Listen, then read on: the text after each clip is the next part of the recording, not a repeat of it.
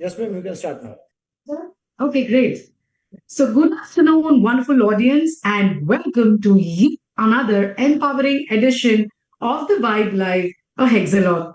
The Vibe that stands for Women Inspire, Build, and Enhance is a platform dedicated to fostering women's excellence. It brings together women doctors from diverse specialties to share knowledge, leadership experiences, and personal journeys that inspire growth and collaboration. There are four fundamental pillars that form the vibe: the physical well being, mental health, financial wisdom, and professional excellence. Through conferences, forums, and mentorship initiatives, the vibe strives to build a strong community of women professionals who uplift one another and redefine the landscape of healthcare leadership. I'm Dr. Ritu Johari, consultant diabetologist and metabolic expert practicing in western suburbs of Mumbai. I have a unique diverse background with decade and a half spent in pharma industry and last half a decade practicing treating diabetes, thyroid and obesity. Besides clinical practice, I also contribute to research and medical writing as a co-founder of RFEC, a medical marketing agency. But what brings me the most pleasure in sharing with all of you is the introduction of this exclusive initiative, the Vibe, as a founder of one of its kind platform that targets improving fostering women excellence. I'm indeed blessed to be complemented by my husband, who's an orthopedic surgeon, and our family feels complete with a teen son and a toddler daughter. With that, happy to introduce you to our team vibe. And first of all, a very warm welcome to our guest speaker, empowering and empowered Dr. Nandini Rastogi. Thank you. Dr. Lotika, over to you for your introduction. Yeah, thank you, Ritu. So I'm Dr. Lotika Purohit, a diabetologist and lifestyle medicine physician practicing in Colaba since the last decades or so.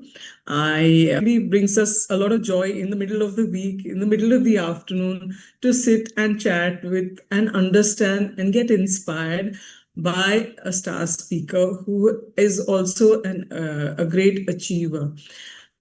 I'm also a visiting faculty at the JJ Group of Hospital and the Grand Government Medical College and the police hospital also. Besides that, I wear a couple of other hats, like I'm a Rotarian, past president of my club, and I love traveling. I enjoy visiting new, diverse locations. Now I hand over to Dr. Kavita Rane for her introduction. Hi, namaskar everyone. Good afternoon, ma'am. I'm Dr. Kavita Rane. I practice in Chembur at Mumbai at Rani Hospital and Apollo Spectra Hospital. I practice mainly diabetes and obesity for the past 15 plus years. I have been focusing on educating my community for non-communicable diseases, and I love to interact with women more so. So I'm focusing more on women and children now. The main reason why I did diabetes was one of my family members suffered because of diabetes. I don't wish for my father to do that, so I studied diabetes. Apart from diabetes and education, I love arts. I love painting, drawing. I love sketching. I love to play golf. I have had an exhibition at Jahangir Art Gallery. It was my travel photography. I have sold 13 prints in that exhibition. And I love to travel with my dad and my family, and I love this Wednesday Vibe Live. Every Wednesday, I'm looking forward to speaking to such star speakers such as you and my girlfriend. So over to Dr. Pranjali. Thank you so much, Kavita. Good afternoon, ma'am. I'm Dr. Pranjali Shah, Director and Chief Diabetologist and Director of Internal Operations at I Heal and App Diabetes Clinic. It's in Mulund, Mumbai. I love treating young diabetics and to help them live longer and stronger, but I also believe in prevention. So we do a lot of community awareness camp, and we have screened more than 30,000 people in central Mumbai. But apart from my clinical work, if you don't find me in my clinic, you will see me hiking, playing badminton, doing farming on weekends, playing, taking care of pets in the shelters along with my boys. So those are my recreational activities, and definitely every Wednesdays we love to communicate leaders like you, ma'am. Thank you so much for coming, and over to you, Dr. Rukiya. Hello, ma'am. Good afternoon and welcome here. I am Dr. Rukiya Surya Shaikh. I am a diabetes, thyroid, and an obesity specialist. I practice in Mulund, very close to Pranjali, for a decade and a half now. And this journey has taught me that healthcare is not just about treating numbers, it's all about understanding people. When I'm not in clinic, you'll find me that I'm doing my workouts. I love to play carom. And what brings me most joy is this great company and these meaningful conversations that we have over here that make you think, that make you laugh. Also, lately, I have started painting, my way of adding little color and calm to the chaos of the daily life. I'm truly excited to be here today with all of you, and ma'am especially, for being so inspiring to learn, to share, and to grow together. Thank you very much, ma'am. Over to you, Dr. Ritu, for the introduction of ma'am. Thank you so much, girls. It's truly, like I said, ma'am, that it is indeed a privilege, first of all, to welcome you and to speak about you. And I would like to give a little bit of a prenup, like about this, that some journeys in medicine, which are always looked upon as, oh, what are the degrees and what kind of positions that person is holding. But there are a few which really touch human lives, and the ones which actually shape careers for students and become really inspirational stories for people like us. And I think your story is one such story that we really wanted to bring up for our audience, which actually begins with discipline and courage. Right from the days that ma'am has been in Army Medical Corps, she's served with distinction and has been honored with the Seva Sena Medal. And then she's gone ahead and not only looked upon treating disease, but transforming healthcare completely. As a physician and diabetologist, she's witnessed firsthand the growing burden of the chronic disease in our country, but has chosen to go beyond the clinic, stepping into leadership roles that have been able to influence practice, influence policy, and also people to shape the healthcare even better. From leading the Indian Medical Association in Kanpur to contributing actively to national and international platforms like RSSDI and beyond, her voice has not only shaped conversations that matter, but a recipient of the Nari Shakti Award, she represents not just achievement, but possibility, resilience, grit for every woman doctor who aspires to lead, to influence, and to create a lasting impact. So today, to explore her journey, we've chosen the topic as the leader within, from clinical excellence to influential impact. And you are not just going to be listening to a speaker, but being experiencing a journey of purpose and leadership. This vibe Hexalogue with Dr. Nandini Rastogi. I welcome you all. And ma'am, a very, very warm welcome and a quick question to you. How did you feel when you were invited over the vibe? Yes. So, should I speak? Good thoughts. Yes, ma'am. So, thank you. This afternoon, I'm really honored, really delighted by being present for WIBE with all you trailblazers. I find your work so motivated because once I got the invite, then I went to the YouTube and I checked on some of your videos.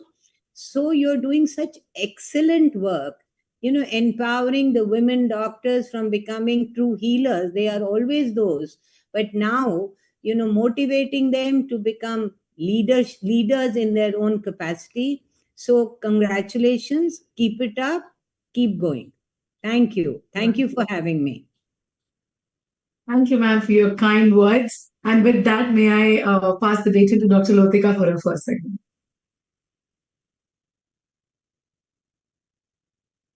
Yeah.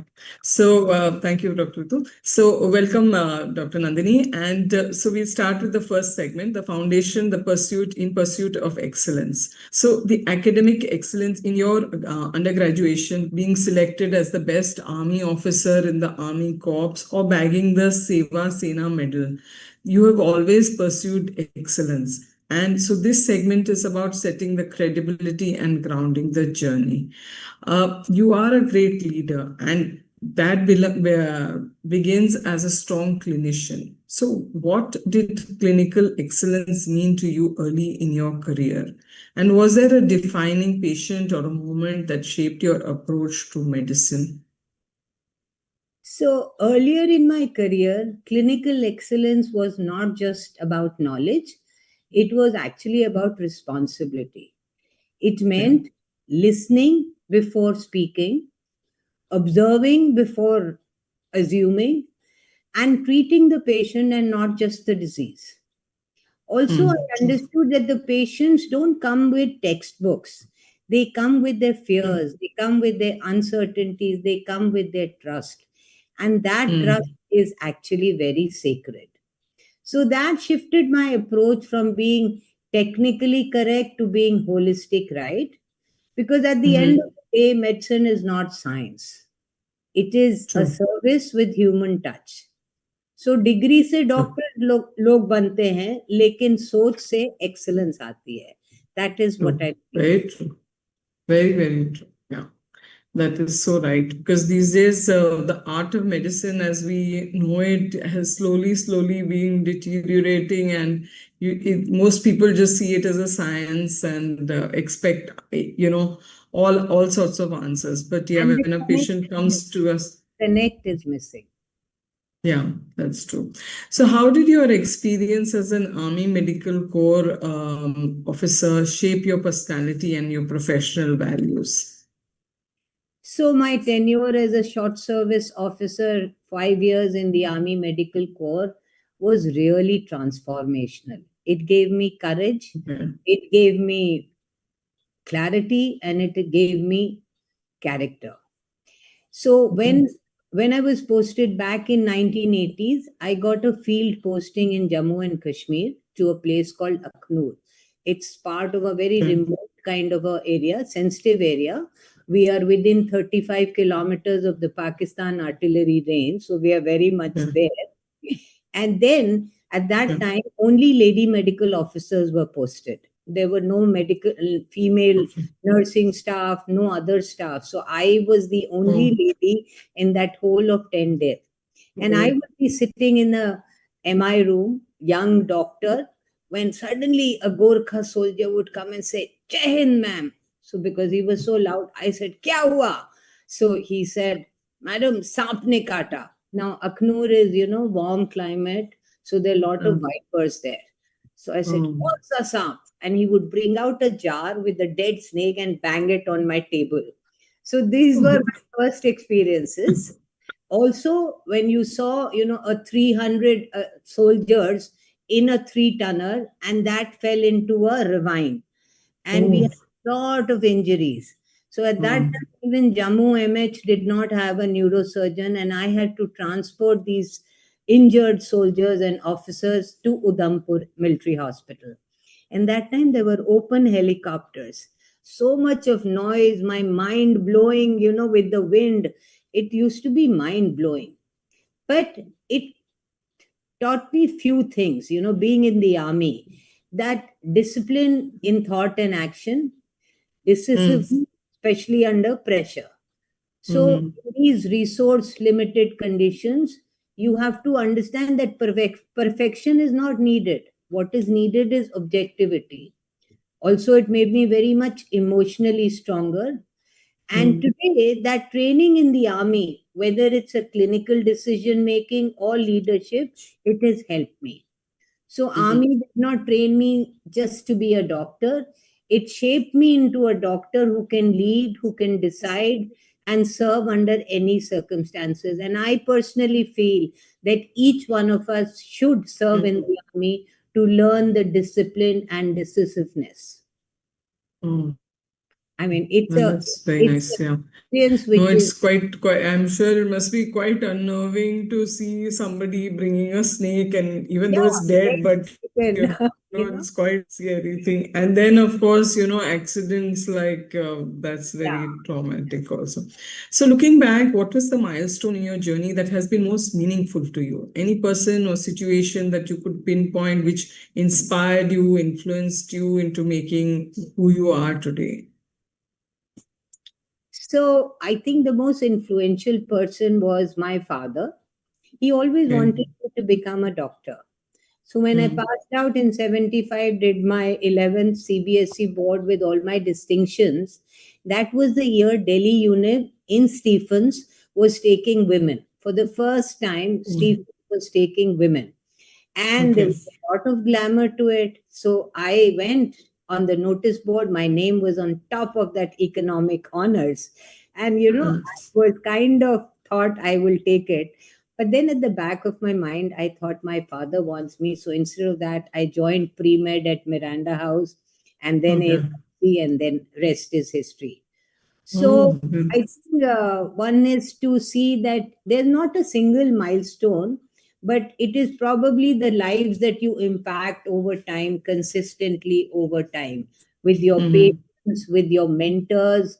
Patients teach you resilience, mentors who teach you integrity, and your own challenges. Because the oh, part yes. of India that I practice, North India and Kanpur, if you're a lady doctor, you're assumed to be a gynecologist. And it took me 10 Oh, years to yeah. city, Yeah. my colleagues, and the society that I'm a physician and a good one at that. Because when I opened my first clinic, I would get a single patient and she would also complain of bleeding PV. I would come back and howl on my husband's shoulder and say, अब क्या करूं? So he said, तुम एक काम करो, तुम ये कहना शुरू करो कि मेरे पास तो gloves ही नहीं है. So, that's how the journey began. But I must say that once I had established myself, my male colleagues gave me all the respect, gave me all the accolades, but it was tough.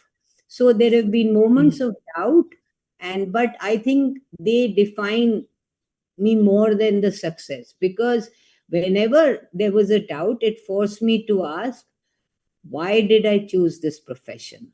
And every time the answer brought me back to purpose. So that, I believe, has shaped me. And it's not about one milestone. I think it is consistency over time. Oh, that's wonderful. That's so nice to, because I know consistency is very important, and it must have been a big challenge because like everybody assumes that any woman doctor is a gynecologist, and she'll immediately address whatever issues that the Now women part have. of North India, and then you start Ah, doing PVs, then you start doing MTPs, then you start doing cesareans. oh And I yes, know yeah. so many medicines are actually now full-fledged gynecologists practicing in that, running their nursing homes. And that's it. I know Yeah, it's that's big, true. but whatever. That's their. Yeah, that's true. So, thank you so much. That was a nice segment. Now I hand over to Dr. Ritu Johari for her segment, for the second segment. Thank you so much. And ma'am, I still can visualize the text they got onto your table, the way that must have happened. But yeah, those are such beautiful stories. And with that, beautifully, we shift into the segment called the paradigm shift, from a dedicated doctor to a trailblazing leader. Ma'am, for ages, it's understood that doctors' cost is equal to treating patients, is equal to spending time in their own cabins, most of the time. And almost 4.5 decades ago, since now, you chose not only the responsibility to treat patients, but also adopt positions and also shape the medical healthcare system, which I'm sure, being a woman, wouldn't have been easy. Like you said, that even when male counterparts were there, but there were certain expectations that happened from the society that give you that flavor that you take time to ground your foot. And then you empowered more and more doctors to treat patients better while keeping your practice still at the core as a physician, a dedicated physician at that, as you rightly said. So what was the turning point when you realized, ma'am, that you were meant more for leadership beyond clinical practice? Did this happen by chance, choice, or calling? So I think leadership for me was a calling that I initially responded as a choice. As physicians, busy physicians, we don't really go to the IMA programs. But I happened to walk into one of the AGMs in October of 22. And there was massive fight going on. Actually, our IMA building was being made from 2013. and they could not complete it by 2022 because of lack of funds. So that was the fight about. So I reached there and said, "क्यों लड़ रहे हैं ये लोग? This is building नहीं बन रही है." तो I said, "बना दो ना." And that is how I went into the IMA president election. Fortunately or unfortunately, I won.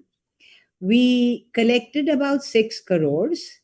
We could complete the auditorium, the lift, the pre-conference area, and everything. In fact, I fought the second year election because some work was still left. And at the end of it, I was so sad. It was so satisfying. They gave me the best president from the national headquarters amongst 1800 odd IMA branches. So that was a different high. But that is the time when I started that, my tagline became काम करेंगे, IMA का नाम करेंगे, just like a neta. But so leadership was not planned. It evolved. But once I stepped into it, I embraced it with great intent. So if I reflect today, it began as a choice, but over time it became sustained because it was truly a calling. And I enjoyed every moment of it. So, as you said, clinical practice treats individual patients, but leadership has the power to heal systems. So that is how it went on to leadership. Otherwise, all of us, we have such restricted activities, 9 to 5, we are just watching patients, doing indoors. It is tough life. But when you get out in the world, and you know what, God has given you so much, there is something that you need to give back to society. Yes. And this is the time to do it. Absolutely, ma'am. So beautifully you put that together, but that, you feel that you're doing enough, but then, at the end of the day, when you're sitting in your clinic, it's like the horse having, your pads on versus when, you actually see the whole world and you realize you're making much more, a bigger impact and a bigger difference than what you could. And that's what you were actually born for. So that is an amazing answer that you just brought up. And I'm so happy to be hearing this. Except for that AGM. So my next question, ma'am. While you continue to practice, and of course you also lead several associations actively, all this can become truly overwhelming. Also, given the background that you're a woman, a mother, a wife, blah blah blah, daughter-in-law, not even getting into the multiple associations relations that we are in. So this overwhelming picture is very much there. What were the biggest mindset shifts that you think you had to make when you had to move from a practitioner, a clinician, to a leader? So I think the shift from a clinician to the leader is not doing something more. It's doing a little differently. Everything that you do differently. I think there were a couple of changes in the mindset when you become a leader, which is from I treat, we can transform. It is also from perfection in individuals to progress at large, and from control. You think, as a single practitioner, you're doing everything. So from that control, you move on to collaboration. Also, as clinicians, we are trained to be precise and independent, but leadership teaches you to do teamwork, to delegate and build others. So I realized that the impact multiplies many times when you create more leaders, not just deliver some outcomes that you have. So today, as I reflect on this journey, I realize that success is not about how many patients we treated, but how many people you went along with, you took along with you. The teamwork came because IMA taught me the importance of teamwork. We women are very good at multitasking. All of you are doing it, as I hear. But when it comes to some major work, there requires a teamwork. And that was truly rewarding. Lovely, lovely, ma'am. And I think that is something that we should all take inspiration from. That, it's sometimes I always see many women struggling with this, that whatever comes across, they want to do it all by themselves. So yes, there is a need for certain things to be done, but delegation and supervision can help you do much more than what you can try to do it as an individual contributor. So it makes more sense in you trying to lead if you are absolutely having that kind of a capability. Beautiful. My last question, ma'am. As a recipient of the Nari Shakti Award and a woman leading from the front, do you also feel that women doctors today still hesitate to claim leadership spaces? And what, as per you, holds them back the most? If you could give any one line advice to them. So when I see the women sitting in front of me right now, I don't think they hesitate. But yes, women do hesitate, not due to lack of capability, but because of the conditioning and the self-doubt. I think what holds them back is waiting to be perfectly ready. जब सब ठीक हो जाएगा तब शुरू करें. Understanding their own voice, and also the balancing the guilt between those multitasking between professional and personal role. So I remember I started the clinic 5 years after my children started going to playgroup. And I have never regretted it because I don't think I've lagged behind my male counterparts. But when you start, then you should be thorough in it, you should be consistent. So, leadership does not wait for perfection, it responds to courage. So, my one line would be permission का wait मत करिए, आगे आइए, अपनी जगह खुद बनाइए. That is most important. मुझे सच में रोंगटे खड़े हुए because yes I think lot of times यही होता है कि हमें लगता है यार हमें चांस नहीं मिला. You know, people, we hear them saying that, you know what, I would have also done it. Nobody asked me. If somebody told me, I would have done it. But I think it's about, you know, if you want something, you just need to go and get there. It's like the crying child. The crying child is going to cry, and then only he or she is going to get milk. It's the same way for you. If you want something, you need to ask for it and fetch it rather than just waiting for it. So lovely, ma'am. Lovely answers. Thank you so much. With that, we'll continue and I move on to the segment. Request Dr. Rukiya to take up the next one. Ma'am, it's been so wonderful to hear from you. And, few things which I am already imbibing from, what you have been saying is the clinician to leader is totally a mindset shift, from I treat to we can transform. I think that is so beautiful. Absolutely. And frankly, ma'am, if you would have seen each one of us a year ago, we didn't have WIBE in place. And we were all completely, just talking about it that, we should have something for the women. We should have more women present on the dais and, at more leadership roles. And like you said, don't wait for the permission. Just get up and be there. So this is how, with this idea, we just thought that let's get our table for ourselves and, let's just start over there. And we are beautifully seeing this change and the support that we are getting from each one in the community. It's been so wonderful and it's really, really satisfying. So, ma'am, my segment today is about the womenhood, diabetes, and public health. So, despite your busy schedules, you find time for public health service, which is the free educational lectures that you give, the mega health camps you conduct. So, balancing this personal, professional, and social activities makes you an absolute juggler in real life.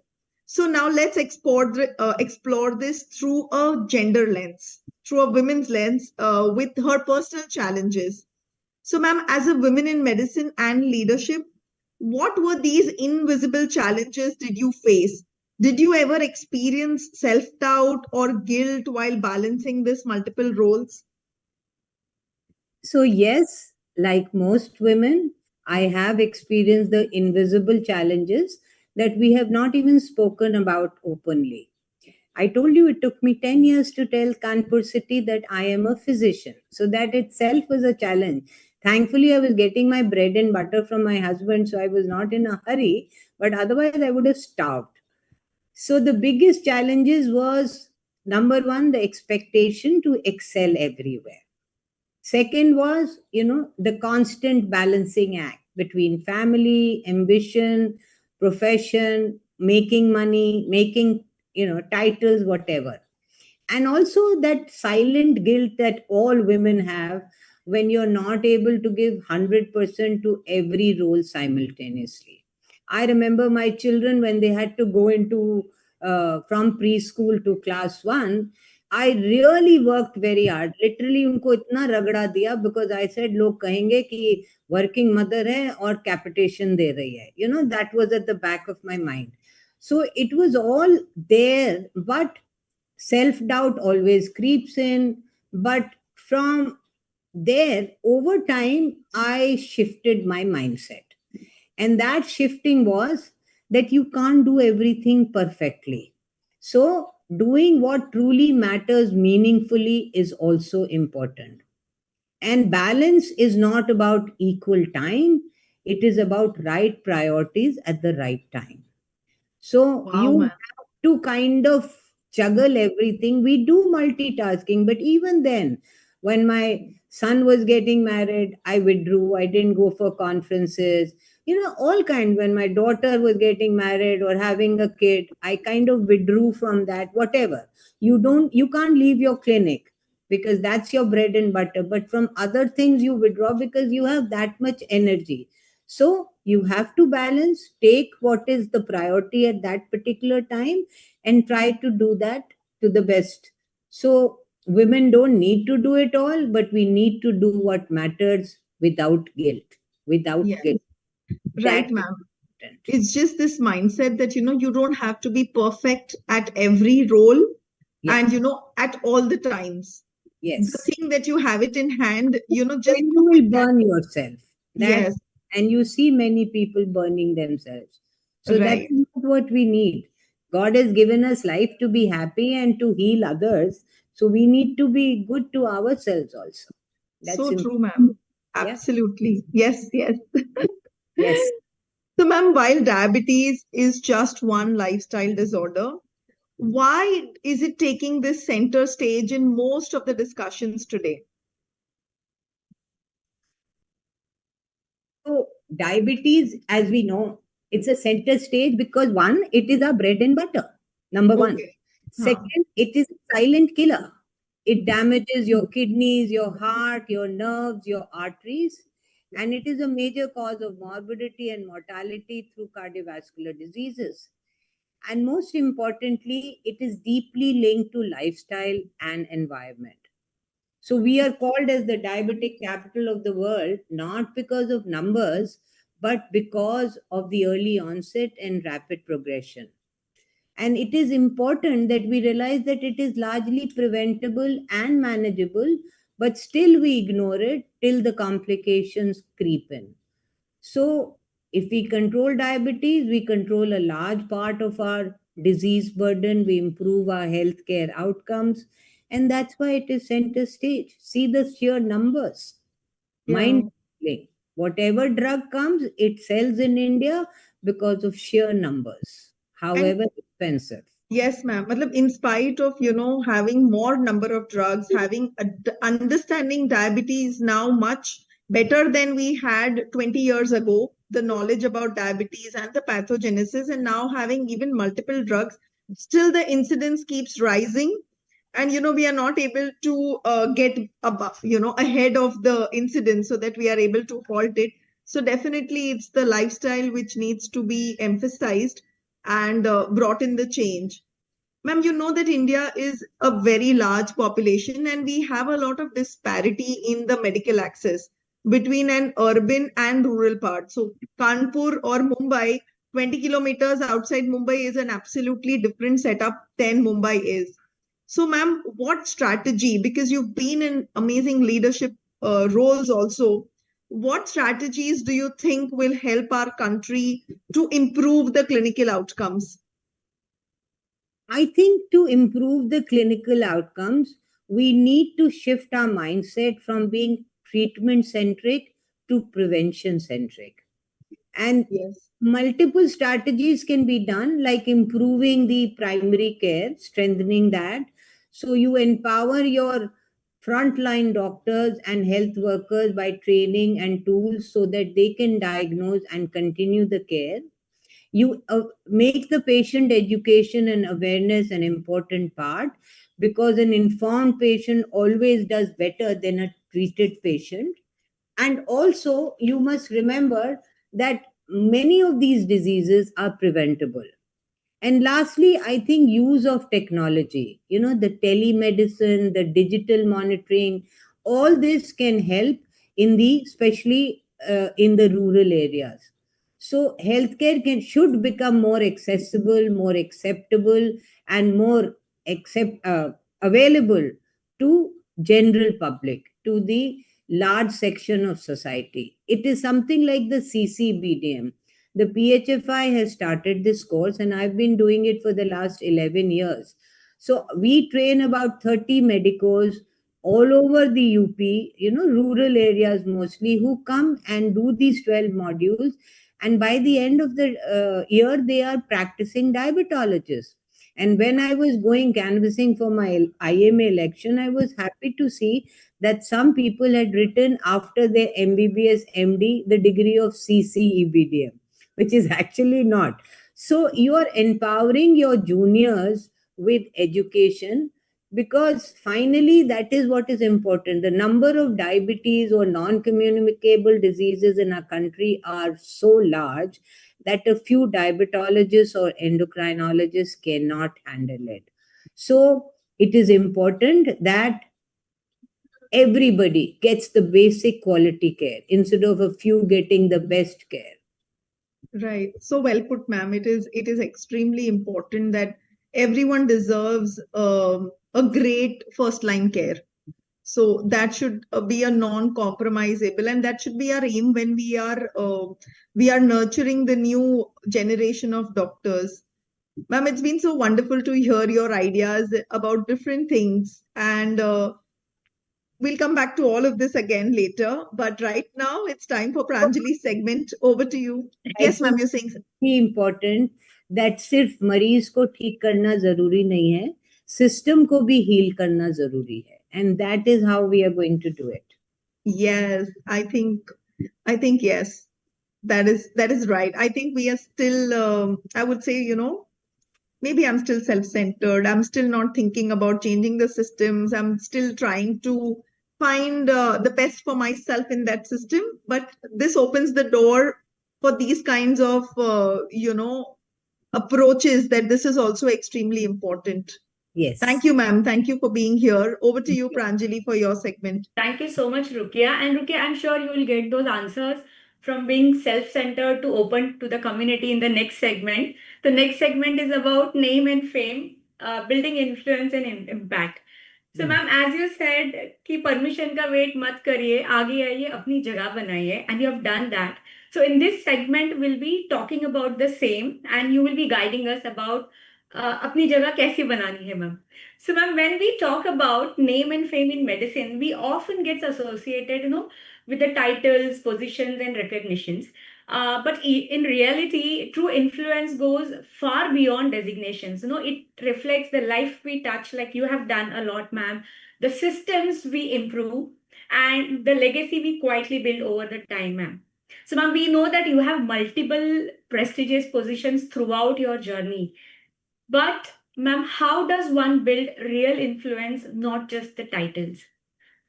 So I think we should not limit ourselves to titles, roles, expectation, because influence is not a designation. It is a reflection of your consistency in life. Yeah. You are in a position if you have a title, but influence comes from your credibility at work, your integrity in your actions, and genuine intent to serve. So real influences come from credibility and contributions. So over the years, I have focused myself upon showing up consistently. No matter the cook was there, the maid was there, but I would show up. So that is important, whether in clinic or conference or community work, because that's what builds lasting impact and it gives you the trust of others. So as for motivation, I think it just evolves over time, because earlier the motivation was to achieve excellence. But today it is about creating relevance and leaving a meaningful legacy. I mean, at my stage in my career, that is all that I want.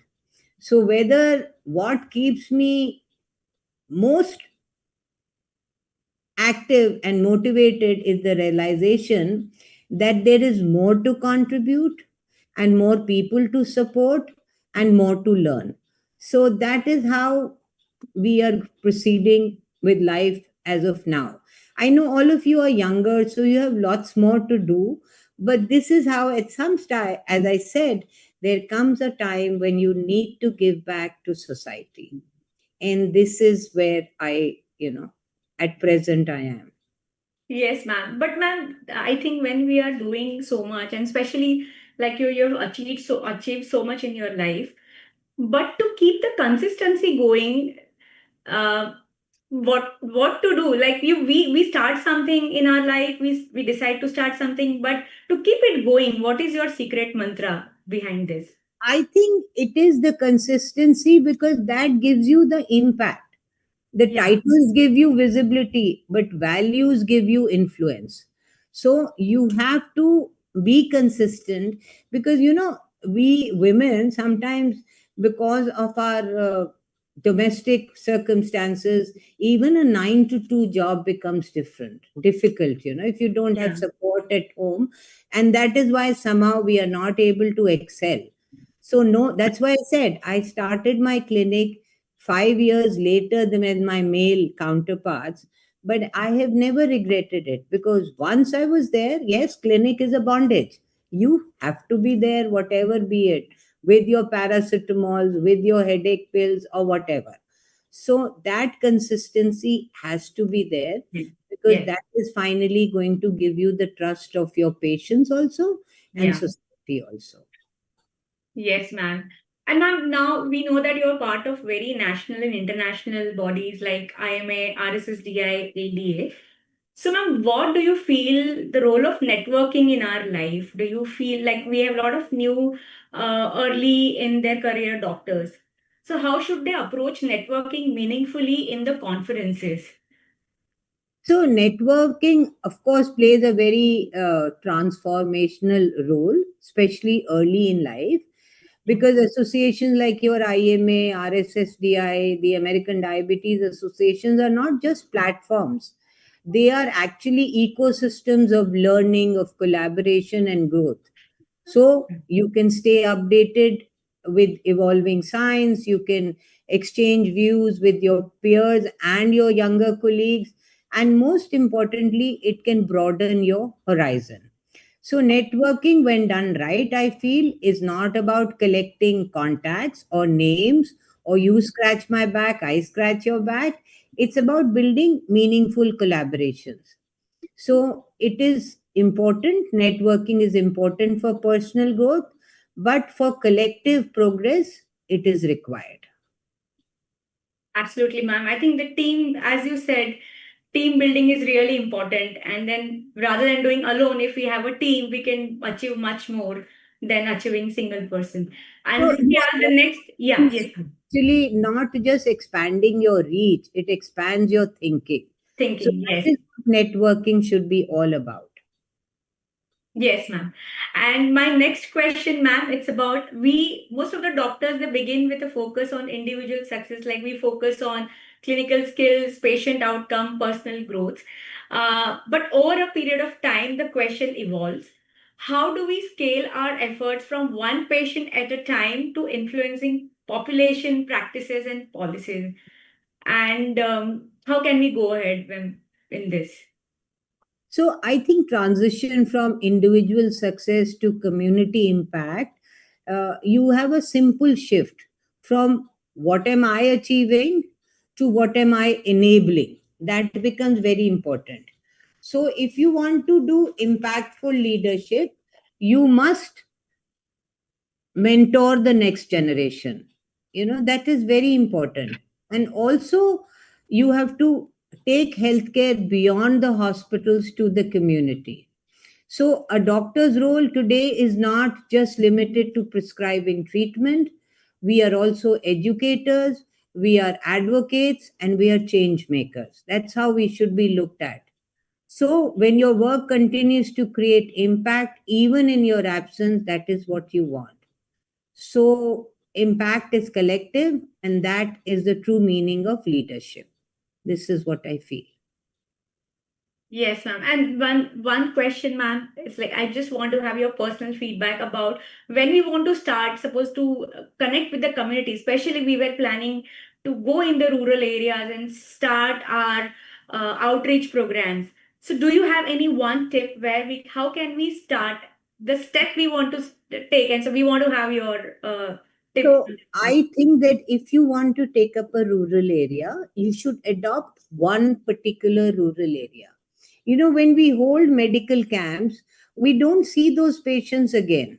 And it is quite useless because you've given some tests, you've given some medicine, but there is no follow up.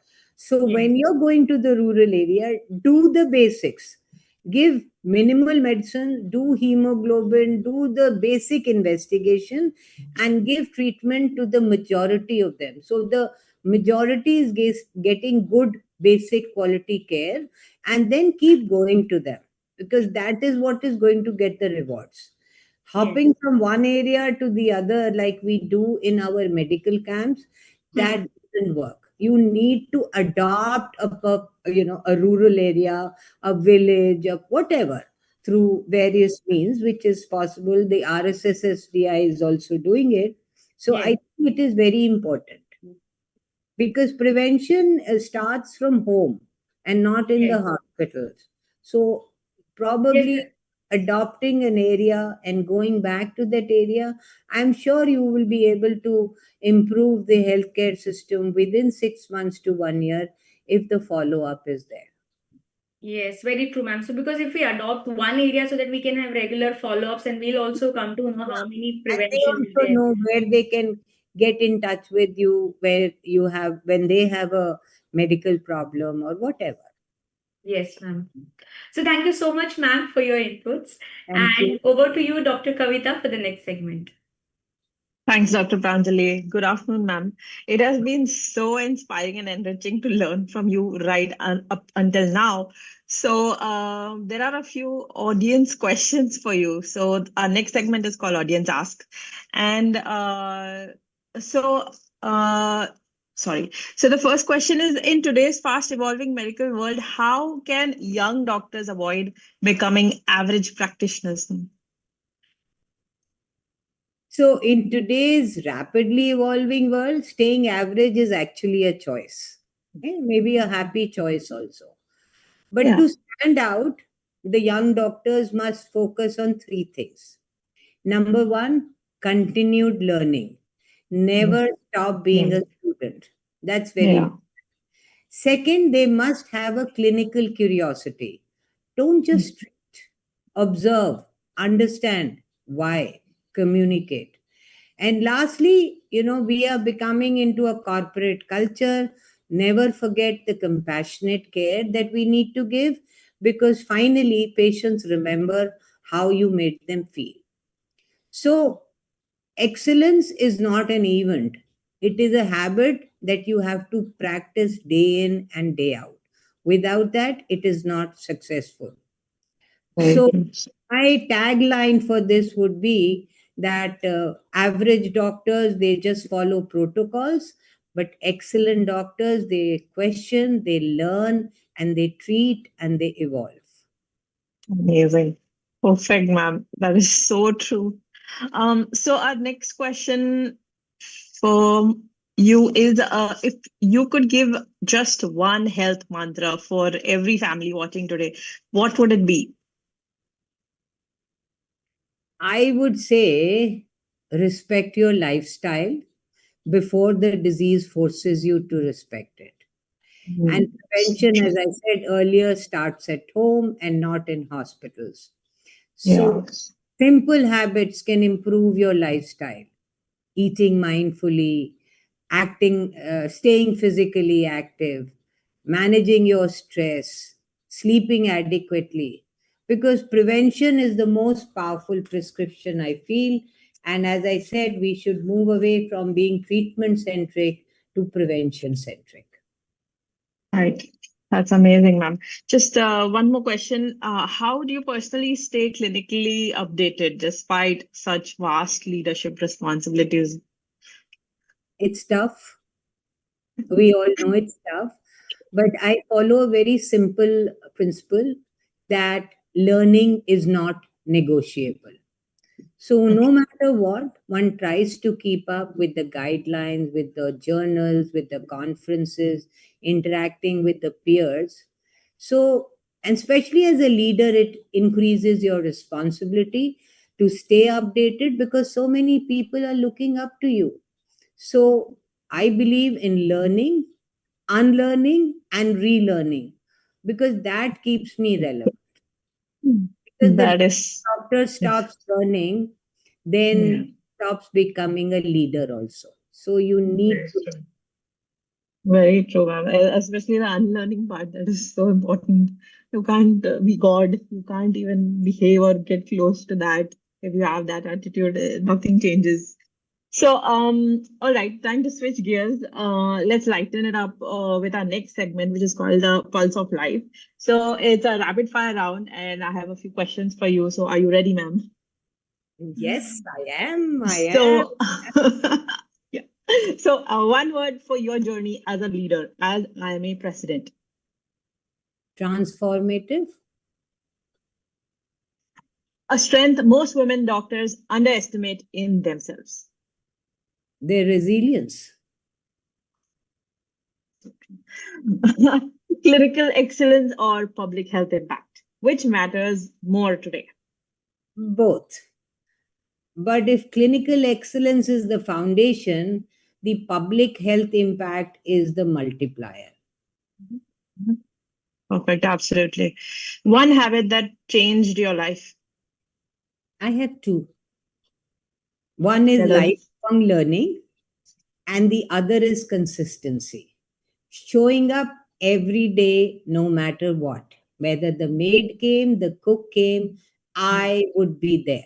So that helped. Consistency. Yeah. True, true. So, a leader you deeply admire, ma'am. President Kalam, for his humility and vision. Yes, totally. For his vision. Yeah. One myth about success you want to bust.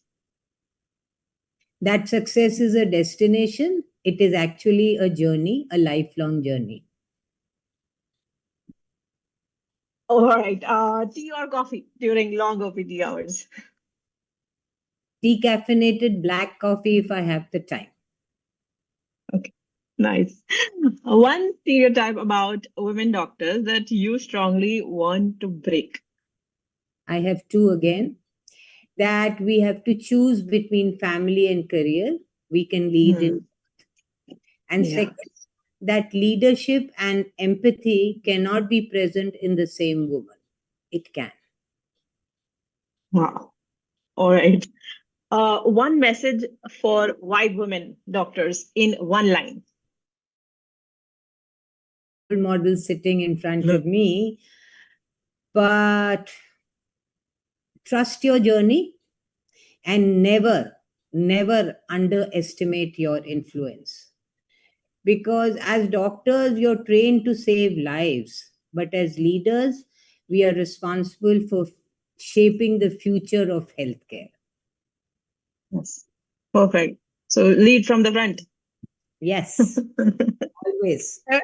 One last question. Fill in the blank. Okay. So a woman doctor becomes unstoppable when She stops doubting herself, stops seeking permission, and believing in her purpose. That was sharp, sincere, and so authentic. Just what WIBE stands for, ma'am. Thank you so much. It was amazing. Over to Dr. Ritu. Yeah. Over to Dr. Ritu. Lotika for the closing. Dr. Lotika. Oh, Dr. Nandini, this was really fantastic. We just had so much fun and so much of learning from all your all your teachings and your one-line quotes and things. I think we will all remember a lot of things from that. So, courage, clarity, and character, discipline through tough times, and those are some of the things. And I'm sure you said Saint Stephen's would have been Very glamorous. would have been very glamorous, but I'm so glad that you decided to be a doctor, and I'm sure you've created much more impact with that, So I ask Dr. Ritu for her learnings. I think, I have so much to say. And so to start with, I'm glad that ma'am brought the glamour here. Forget the glamour at St. Stephen's, but she brought in glamour here. And she also is enabling the ones with glamour to understand of how they can make an impact. Because I guess nothing more bigger than what you can give back to the society, ma'am. I'm so happy that, that is what WIBE believes in, and that's what you also brought out. So we are so happy to get the validation that we are doing exactly what, should be done, that we're giving back to the society. We really want to have people get influenced. And even 1% of women who listen to these stories get to what they want to do, get to live their dream. I think that is what is success for us as well. So trust me, yes. A little bit to the glamour. When we joined the Short Service Commission, all of us were wearing those OG cotton sarees starched to the brink. So we said, day in and day out, you're wearing this OG olive green color. How do we get glamour? So me and a couple of my classmates from AFMC Pune, we got white silk and we got it dyed into olive green. And we started wearing those sarees just to, have a change, because day in and day out, you were wearing the starched cotton olive greens and you wanted some glamour. So ma'am, I think clearly you have been a trendsetter, and that again is showing up, in your work as well. So totally kudos to you. And on a personal note, ma'am, I think, yes, I do agree that while we're all very smart and empowered, but then at the same time, we have a mindset block at times, when we are mothering our children, or and having children, and children never grow. I mean, mothers are always going to have children who are small, So I personally take that line really true, that showing up every day is very important. Because yes, cooks do not come, maids do not come, it doesn't impact the males of the family. It always does impact the women of the family. And in one of the episodes, we were just talking about the fact that when we're outside, even when we're traveling outstation, still, if there's something which is not there at home, or something is not working at home, it's the woman who gets the call. But that's what makes us more resilient, because we are multitaskers, and we should just reinforce ourselves, reclaim ourselves. And I'm so glad to have all these women with us, and you, of course, motivating us to stay right up there and say that, no, we will still show up. Right. Great. And Rukiya? Yeah, so I will start and then Rukiya can take. So for me, I think each and every statement what ma'am was saying it was a learning for me. And the way she's talking and sitting and smiling, it was really nice to see you, ma'am, and it is lovely listening to you. But the main thing which I recollect and will remember always is listening before speaking is the thing when you see your patients, and observing before you assume. So that is the thing which we should practice when we are treating our patients. And obviously, permission ka wait mat kariye, aage आइए, अपनी जगह बनाइए. So Yes. Thank you so much, ma'am. Rukiya. Ma'am, you have sent such amazing one-liners, but I think for me, what Dr. Nandini Rastogi is, where there is a will, there is a way. Yep. If she wants to do it, she'll find the way for it, and she will lead it from the front. So that's really kudos to you, ma'am, for that. What I realized is you don't have to be perfect at all the time. Being holistic is more important than being technically correct. And leadership has the power to heal systems. So I think, yes, that is something which I will take from today's episode, because we think of leadership as a very different in a very different point of view. So this has been a big eye-opener to see how you can actually chain systems if you are into this, right? So, ma'am, wonderful. Otherwise, we just sit outside and we are cribbing Also about it. add one more thing. Perfect होने का wait मत करिए. Start कीजिए, perfection आ जाएगा. हाँ. That's how you started Well, WIBE 6 months Yes, back. ma'am. Absolutely. Gradually begin. Action is important. Action is important. Taking action is important, right, Pranjali? I forgot Kavita, over to to I you. think Kavita. It is true, ma'am, because at the beginning we never knew how is this going to happen? How is WIBE going to happen? How are we going to get so many people and gather them? And how female doctors are so busy on Sundays, and how, we had all these thoughts and ideas, and we were like, no, you got to do this. So we led from the front, all of us. We're like pushing each other. Yes, you got it, you got it. So what we learned from you today was exactly this, ma'am. Leadership from the front, and be confident in yourself.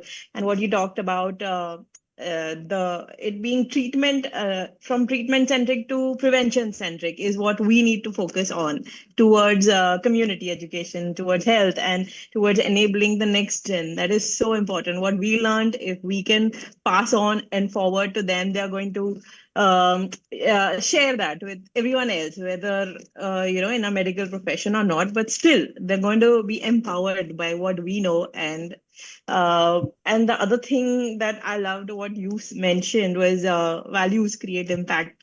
So that is exactly where it starts, your values. If you don't have an empathy value, you're not going to go anywhere. You're going to get stuck. So thank you so much, ma'am, for today. And it was really inspiring. Thank you. Over to Dr. Ritu.